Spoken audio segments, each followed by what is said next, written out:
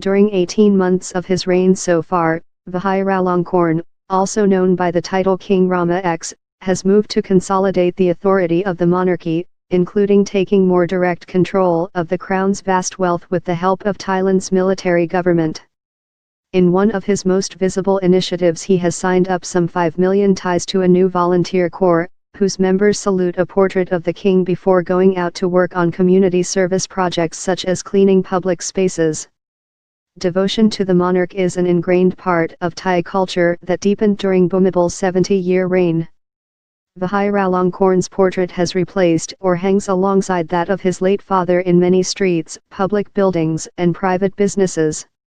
Public criticism of the king or his family is illegal, with insults to the monarchy punishable by up to 15 years in prison under Thailand's strict lèse majesté laws.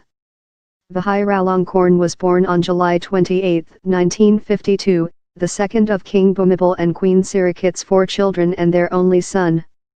After completing primary education in Thailand, he was educated at private schools in Britain and Australia, before attending Australia's Royal Military College Duntroon in Canberra and earning a bachelor's degree in military studies from the University of New South Wales in Australia.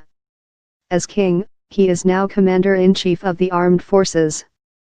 Decisive king. Since he ascended the throne, Vajiralongkorn has asserted his authority in several ways, according to analysts observing his public actions. Officials from the Crown Property Bureau and the Bureau of the Royal Household did not respond to requests for comment. Courtiers and royal guards are ordered to recite from memory the Rajasawat or Basic Code of Conduct for those entering royal service, rooted in the old absolutist court of King Rama VI, 1881–1925. The code, in the form of a Thai poem, exhorts those close to the king to have humility and never be boastful, to never be presumptuous about the king's kindness, and to not react even when facing the king's wrath. In December 2017, the chief of the Royal Thai Police told reporters that the king has provided uniforms with a consistent khaki color tone for all police officers, as there had previously been variations in hue.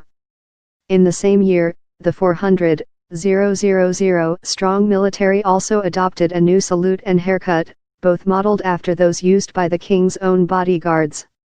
The king has also publicly punished members of the royal staff, including Grand Chamberlain Distorn Vaharodaya, who was dismissed in November 2017 and stripped of all royal decorations for extremely evil behavior, according to a published royal command.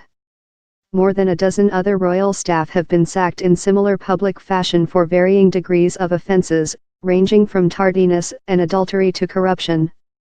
The king has been very decisive and bold in pointing out what is right and wrong. Those who did good he praised, those who did wrong he punished, said Sulak Sivaraksa, a Thai academic who has sometimes been a critic of the monarchy. This king also follows in his father's footstep by not consulting with his advisors but uses them as his representatives in state functions. The Bureau of the Royal Household did not respond to written questions about his leadership style. Good people. The king also moved swiftly to block his elder sister earlier this year when Princess Yubalratana, 67, broke with the tradition of the royal family remaining aloof from politics and announced her surprise bid to run for prime minister. It did not directly mention the election, but recalled a comment made by Vajiralongkorn's late father on the need to put good people in power and prevent bad people from creating chaos. The results of the election, touted by the ruling junta as a return to democracy 5 years after the military seized power, are still unclear, though rules written by a military make it likely that a pro-army party will form the next government. Official election results are due on May 9, 3 days after the coronation ceremony's end. The palace did not respond to requests for comment about the election. Royal marriage. 3 days before his coronation, Vajiralongkorn broke the news to Thais that he had married the deputy commander of his bodyguard unit, Suthita Tijai, 40. A former flight attendant for Thai Airways, she was given the title Queen Suthita after the Wednesday ceremony, shown in the nightly royal news segment screened on all Thai television channels. Vajiralongkorn, who has been married and divorced 3 times, has continued spending time since taking the throne in Germany, where his 13-year-old youngest son from his third marriage, Prince Dipankorn, attends school.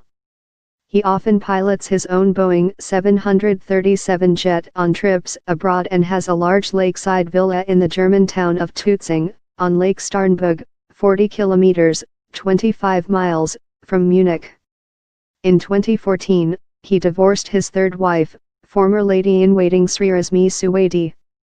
Their split followed the arrest of several of her relatives as part of a corruption investigation into people accused of making false claims of having links to the monarchy for financial gain.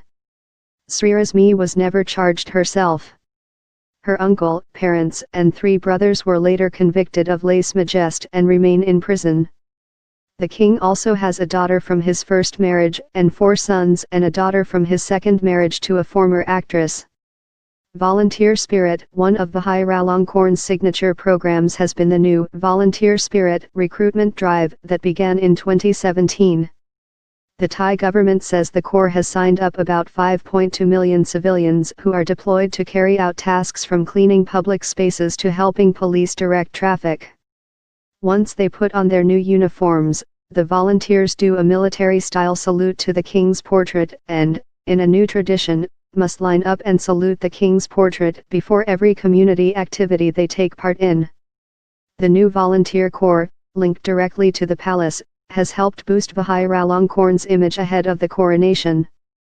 It also has created a vast and visible force personally linked to the monarch, interpreted by some analysts as fostering his own power base.